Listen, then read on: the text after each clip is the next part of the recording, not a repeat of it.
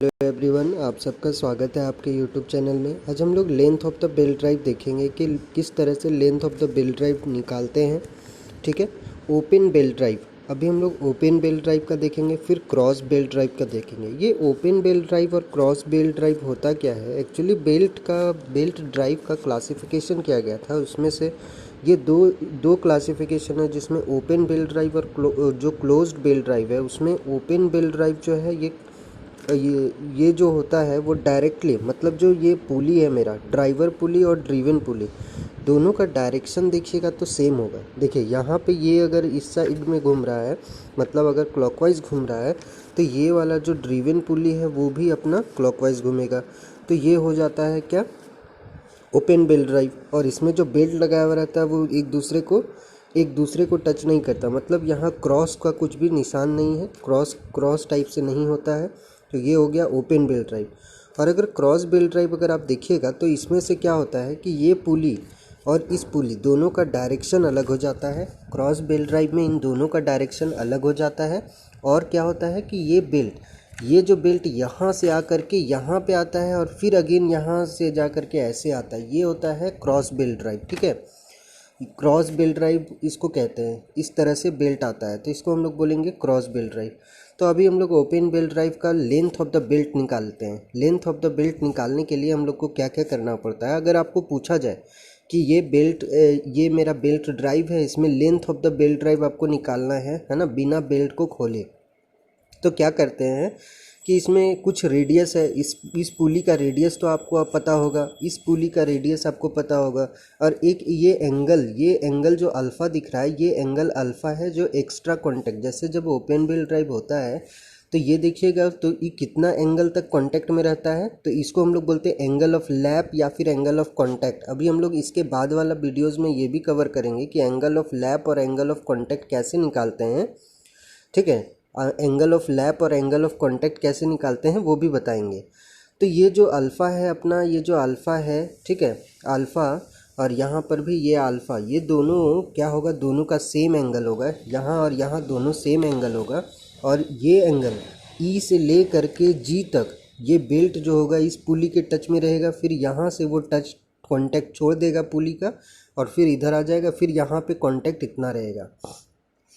ठीक है। और एक चीज़ जो जानने वाला चीज़ है कि जो बिगेस्ट पुली है, जो बड़ा वाला पुली है या फिर ड्राइवर पुली है, उसमें आप देखिएगा तो ये ज़्यादा कांटेक्ट में रहता है एंगल में, और जो स्मॉलर पुली है उसमें कम कांटेक्ट में रहेगा। जैसे आप यहाँ देख रहे होंगे कि F से लेकर के H तक ही है यहाँ पे कांटेक्ट, F से लेकर के H, तो ये एंगल छोटा है ना। और यहाँ पे G से लेकर के E तक कांटेक्ट है तो ये बड़ा है। तो यहाँ पे ज़्यादा कांटेक्ट होता है बेल्ट का और यहाँ पे कम कांटेक्ट होता है। तो मेरे को यही निकालना है कि कितना लेंथ है। अगर आपको लेंथ निकालना हो और आप क्या कीजिए कि देखिए, स्टेप सुनिए। अगर G से लेकर के ये वाला आर्क आप निकाल लेते हैं FE तक, ठीक है, G से लेकर के ये E तक का आर्क आप ये वाला आर्क निकाल लेते हैं। उसके बाद E से लेकर के F तक का लेंथ अगर आप निकाल लेते हैं, ये लेंथ अगर आप निकाल लेते हैं, और फिर F से लेकर के H तक का आर्क निकाल लेते हैं, और H से लेकर के G तक का ये लेंथ निकाल लेते हैं, तो ये चारों को अगर हम लोग जोड़ देंगे तो total length of the belt आ जाएगा। Total length of the belt ऐसे ही आ जाएगा ना।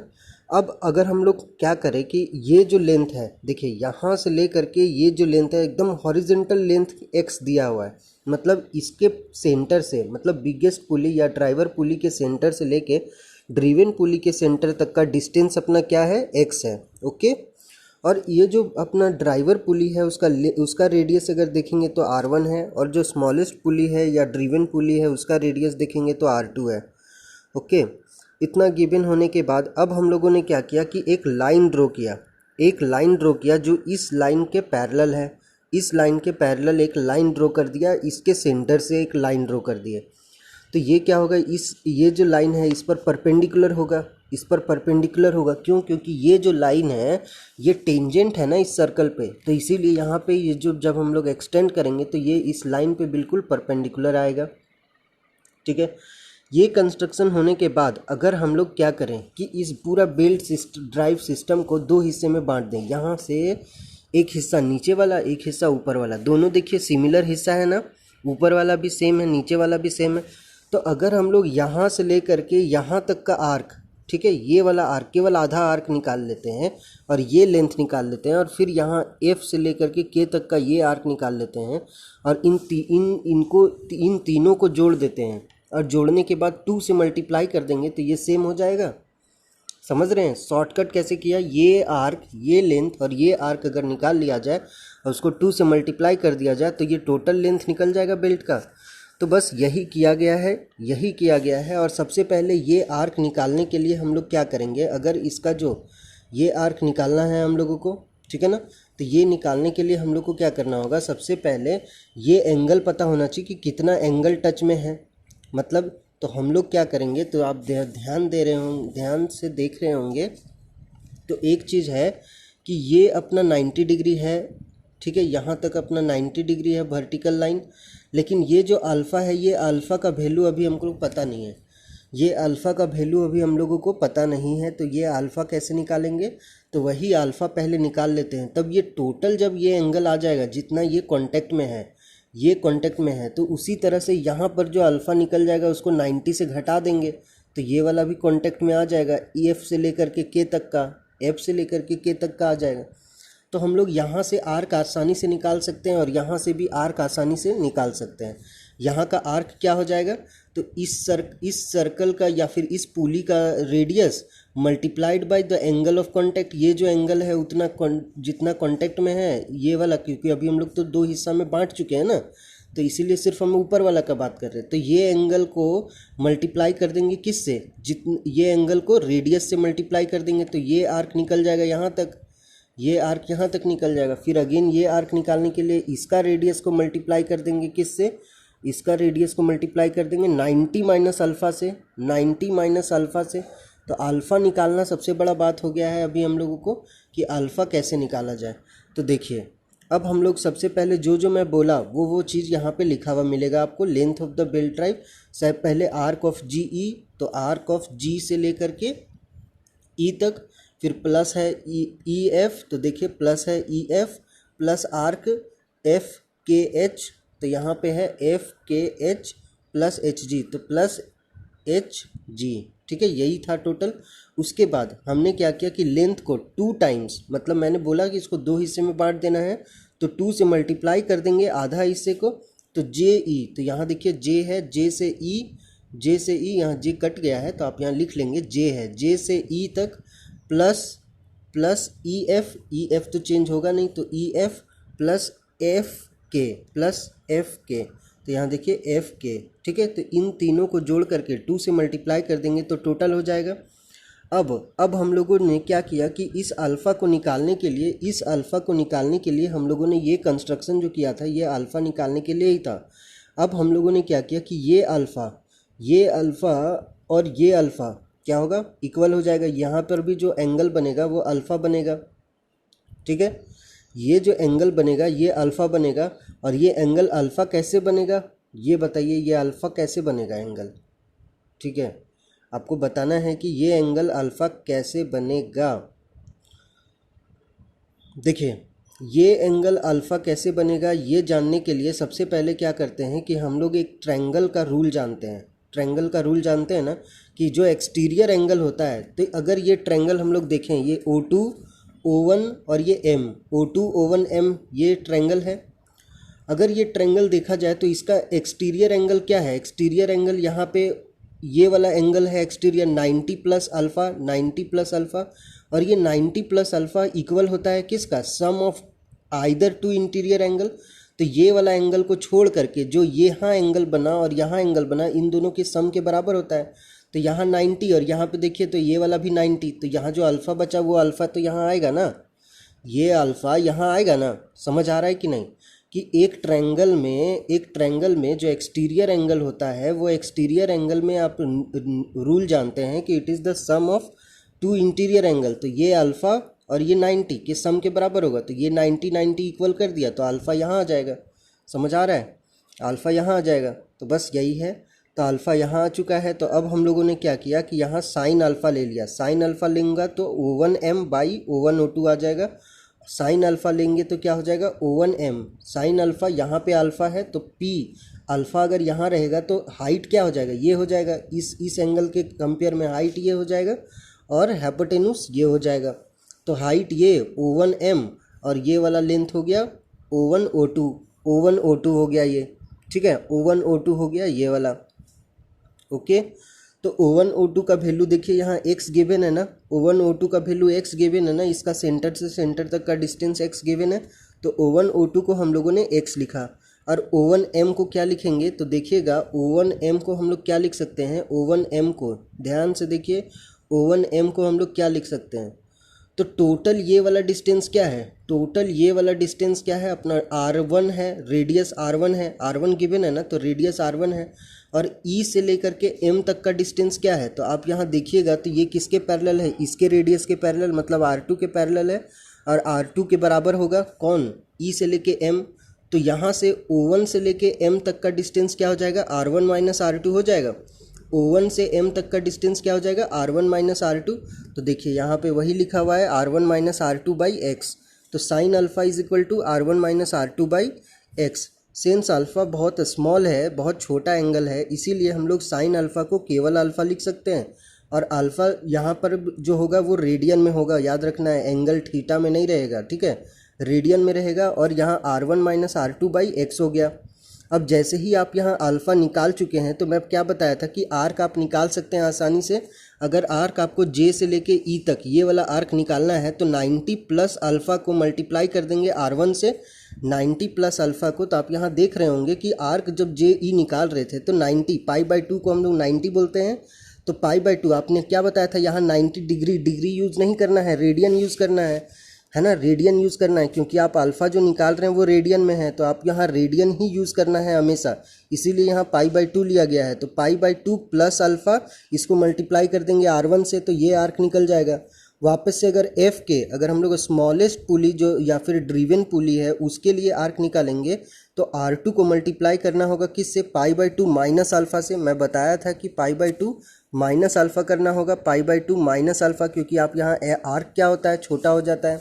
जब आप ये दोनों निकाल चुके हैं, दोनों आर्क, तो आपका काम हो जाता है EF को निकालना, EF को निकालना, E से लेके F। आप देखिएगा O1 से लेके O2 तक का x गिवन है डिस्टेंस, बट यहाँ पे इंक्लाइंड है और इसका गिवन नहीं है डेटा, इसका डेटा गिवन नहीं है। तो आप क्या करेंगे कि ये वाला लेंथ आपको पता है ना, O1 से लेके M तक का लेंथ तो पता है, R1 माइनस R2 अभी तो कैलकुलेट किया था, R1 माइनस R2 ये पता है ना।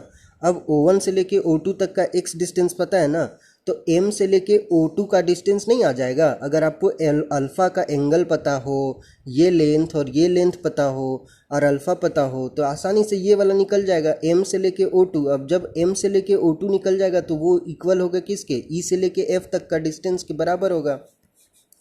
तो हम लोगों ने भी वही किया, E से F तक का डिस्टेंस निकालने के लिए हम लोगों ने क्या किया, वो किसके बराबर है, M से लेके O2 तक के बराबर है, M से लेके O2। तो आप यहाँ देख रहे होंगे M से लेके O2 तक के बराबर है, ठीक है। अब जब M से लेके O2 तक का बराबर है, वो किसके बराबर होगा, तो रूट अंडर O1 O2 का स्क्वायर माइनस O1 M का होल स्क्वायर। अगर आप यहाँ पे ध्यान से देखिएगा तो ये क्या 90 डिग्री का फॉर्म करता है ना, यहाँ कॉर्नर में 90 डिग्री। और अगर आपको क्या निकालना है, ये वाला लेंथ निकालना है, ये लेंथ निकालना है। इसमें हाइपोटेन्यूस क्या है, हाइपोटेन्यूस तो ये है ना। तो आप लोग को क्या करना होगा, सबसे लॉन्गेस्ट लेंथ ये है, तो जब आपको ये निकालना होगा तो रूट अंडर ये वाला लेंथ का स्क्वायर माइनस ये वाला लेंथ का स्क्वायर करेंगे ना। तो सेम वही तो किया है ना, यहाँ पे ये biggest centre to centre distance का स्क्वायर माइनस O1M का स्क्वायर। अब सेंटर टू सेंटर डिस्टेंस का स्क्वायर x था, तो x स्क्वायर माइनस O1M मतलब R1 माइनस R2 कैलकुलेट किया था, तो R1 माइनस R2 का स्क्वायर। जब यहाँ तक आ गया, इसके बाद का स्टेप क्या होता है कि इसमें से x को बाहर निकाल देना। इसमें से x को हमने बाहर निकाल दिया, ठीक है। x बाहर निकालेगा तो यहाँ x स्क्वायर में कुछ भी नहीं बचेगा, 1 बचेगा, माइनस R1 माइनस R2 के साथ में x तो था ही नहीं, तो नीचे में x आ गया, ठीक है, x आ गया नीचे में, इसका स्क्वायर। ये थोड़ा सा आपको डेरिवेशन थोड़ा लेंदी जाएगा, तो आप बिल्कुल घबराइए मत, कुछ भी नहीं है, आपको रिज़ल्ट याद रखना है बस। ओके, आप बस समझ लीजिए कि किस तरह से सॉल्व हो रहा है और आप रिज़ल्ट याद रखिएगा।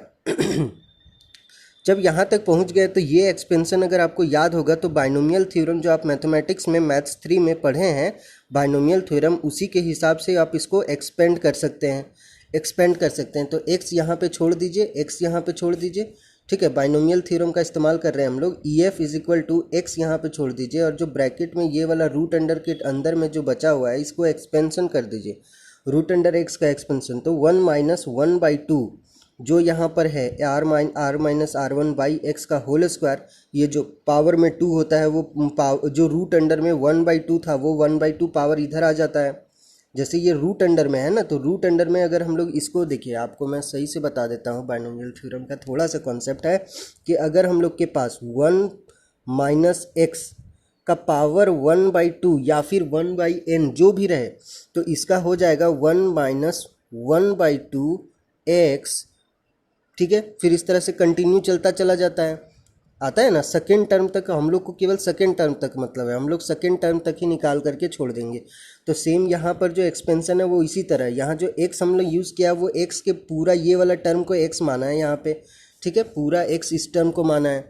तो हम लोगों ने इसका बाइनोमियल एक्सपेंशन किया तो आपका ये वाला टर्म सिर्फ बचेगा। केवल हम लोग को 2 टर्म लेना है, 2 टर्म लेने के बाद बाकी सबको, चूँकि बहुत स्मॉलेस्ट हो जाएगा तो हम लोग बाकी लोग को छोड़ देंगे, ठीक है। केवल 2 टर्म ले लेंगे तो x को मल्टीप्लाई करेंगे 1 से तो x आ जाएगा, फिर यहाँ पर मल्टीप्लाई करेंगे तो एक x स्क्वायर था तो नीचे में सिर्फ एक x बचेगा और ये 2x मतलब हो जाएगा, ठीक है। यहाँ होने के बाद अब हम लोग तो तीनों आर्क निकल चुका है, दोनों आर्क निकल चुका है और ये लेंथ भी निकल चुका है। तो हम लोग जो लेंथ का फॉर्मूला यहाँ जो कैलकुलेट किए थे, ये वाला फॉर्मूला, इसमें अगर तीनों को पुट कर दे, पहला इसको फिर इसको और फिर EF जो हमने कैलकुलेट किया, तीनों को यहाँ पुट कर देंगे तो हम लोग का लेंथ निकल जाएगा।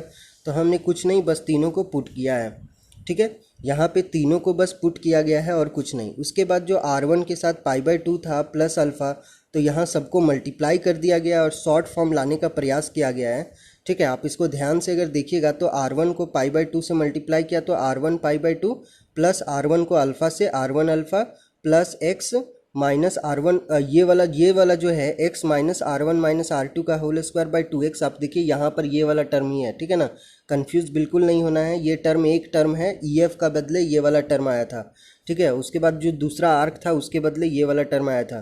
तो आप सबको क्या करना है, मल्टीप्लाई कर देना है। R1 को π/2 से किए, फिर R1 को अल्फ़ा से किए, फिर प्लस x किए, माइनस ये वाला टर्म हुआ R1 माइनस R2 का square by 2x, plus R2 को π/2 से किए, फिर R2 को अल्फ़ा से किए, R2 को अल्फ़ा से।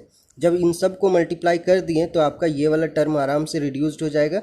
जैसे π/2 के साथ वाला टर्म और यहाँ π/2 के साथ वाला टर्म को एक साथ कर दिया गया तो π/2 R1 प्लस R2 ये दोनों को एक साथ कर दिया गया।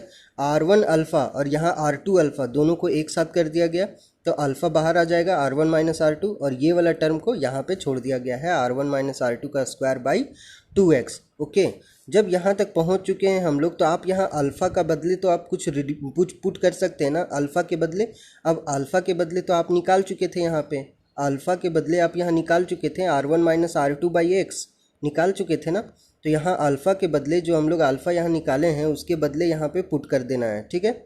अल्फ़ा के बदले बस कुछ नहीं करना है, वहाँ पे पुट कर देना है और हम लोगों को आसानी से निकल जाएगा। ठीक है, आप यहाँ तक देख रहे होंगे सेम यही इक्वेशन यहाँ पे लिखा हुआ है। उसके बाद यहाँ पे क्या किया गया है कि ये जो 2 है इसको सबके साथ मल्टीप्लाई कर दिया गया तो pi into R1 plus R2 बचेगा, ठीक है। R1 plus R2 plus 2 alpha R1 minus R2 हो जाएगा।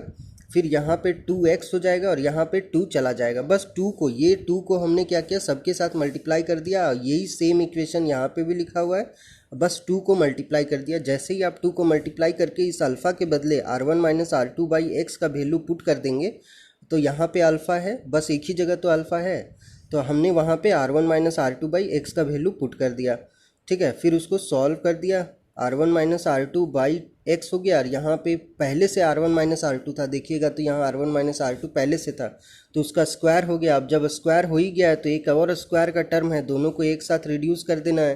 तो इन दोनों को, एक प्लस में है एक माइनस में, दोनों को माइनस हो जाएगा तो R1 minus R2 by square का x बचेगा।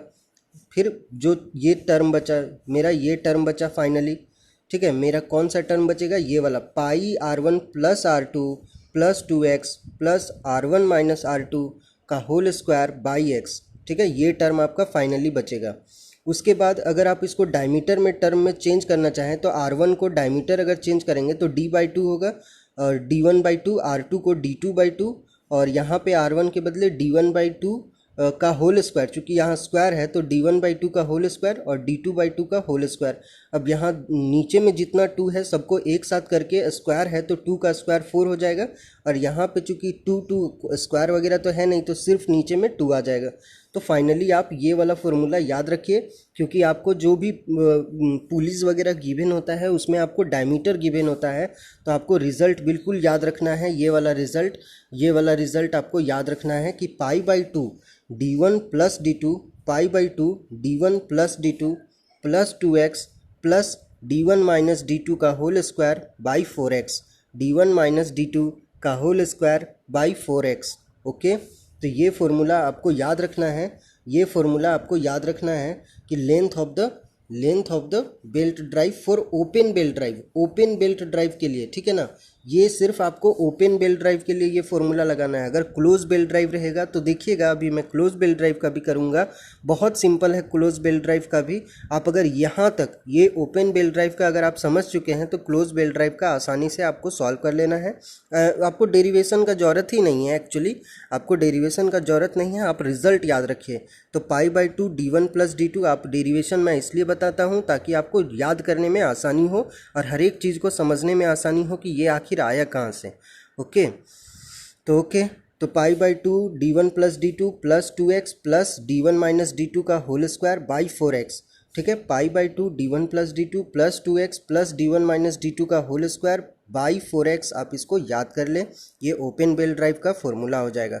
अब हम लोग length of the close belt drive देख लेते हैं, और आपका ज़्यादा समय नहीं लूँगा, बस 5 मिनट में ये हो जाएगा, ठीक है, बस 5 मिनट में हो जाएगा। अगर आप क्रॉस बेल्ट ड्राइव देखेंगे तो मैंने पहले ही बताया था कि जो ड्राइवर पुली और जो ड्रिवन पुली है ये दोनों अपोजिट डायरेक्शन में मूव करता है। तो आप यहाँ देख रहे हैं कि ये क्लॉकवाइज मूव कर रहा है तो ये एंटी क्लॉकवाइज मूव कर रहा है, और जो बेल्ट होता है वो बेल्ट बिल्कुल क्रॉस होता है यहाँ पे, ठीक है, ये क्रॉस होता है। और आप इसमें देख रहे होंगे जो ओपन बेल्ट ड्राइव में जो आर्क था ये ओपन बेल्ट ड्राइव में, यहाँ पे क्रॉस बेल्ट ड्राइव में आपको ज़्यादा मिलेगा, ठीक है। क्रॉस बेल्ट ड्राइव में आप यहाँ देख ही रहे हैं कि ये ज़्यादा डिस्टेंस तक का आर्क में टच में है ना, और यहाँ पर भी आपको ज़्यादा डिस्टेंस टच में है। दोनों में ओपन बिगेस्ट पुली, ड्राइवर पुली और ड्रिवन पुली दोनों में 90 प्लस अल्फ़ा यहाँ होगा।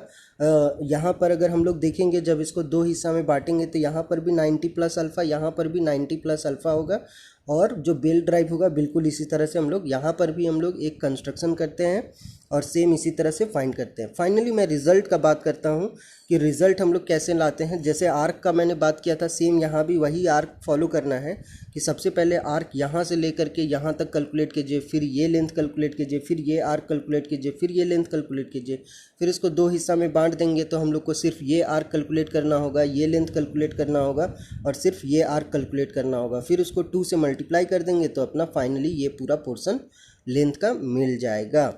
तो आप अगर इसका फाइनली रिजल्ट का बात कीजिएगा तो रिजल्ट आपका ये आता है, ठीक है। आपको रिजल्ट याद रखना है क्रॉस बेल्ट ड्राइव का, आपको डेरिवेशन में नहीं जाना है। π/2 d1 plus d2 plus 2x plus d1 plus d2 का होल स्क्वायर बाई 4x, ठीक है। ये इसका होता है लेंथ का क्रॉस बेल्ट ड्राइव का। अगर आप इसको ओपन बेल्ट ड्राइव के साथ कंपेयर कीजिएगा तो देखिए आपको ओपन बेल्ट ड्राइव का यहाँ पे लिखा हुआ है ओपन बेल्ट ड्राइव, आप अगर ध्यान से देखिएगा तो यहाँ माइनस ओपन बेल्ट ड्राइव में है d1 माइनस d2 का होल स्क्वायर बाई 4x होता है ओपन बेल्ट ड्राइव का, और अगर क्लोज बेल्ट ड्राइव का देखिएगा तो बस यहाँ पे प्लस होता है, बाकी और कोई डिफरेंस नहीं है, बाकी सब कुछ सेम आता है। सेम स्टेप भी फॉलो करना है आपको, कोई भी अलग चीज़ नहीं है। तो π/4 d1 plus d2 plus 2x plus d1 plus d2 का होल स्क्वायर बाई 4x हो जाएगा अगर आपको क्लोज बेल्ट ड्राइव का लेंथ निकालना है तो। और अगर आपको ओपन बेल्ट ड्राइव का निकालना है तो d1 माइनस d2 का होल स्क्वायर बाई 4x हो जाएगा, यहाँ पे माइनस हो जाएगा ओपन बेल्ट ड्राइव के लिए और प्लस हो जाएगा क्लोज बेल्ट ड्राइव के लिए। तो आपको ये रिजल्ट याद रखना है, इससे रिलेटेड न्यूमेरिकल भी आपका JUT एग्ज़ाम में आता है। ओके, तो आज के लिए इतना ही, आपको रिजल्ट याद करना है। Thanks for the listening, as always God bless you all, stay at home, keep learning, thank you.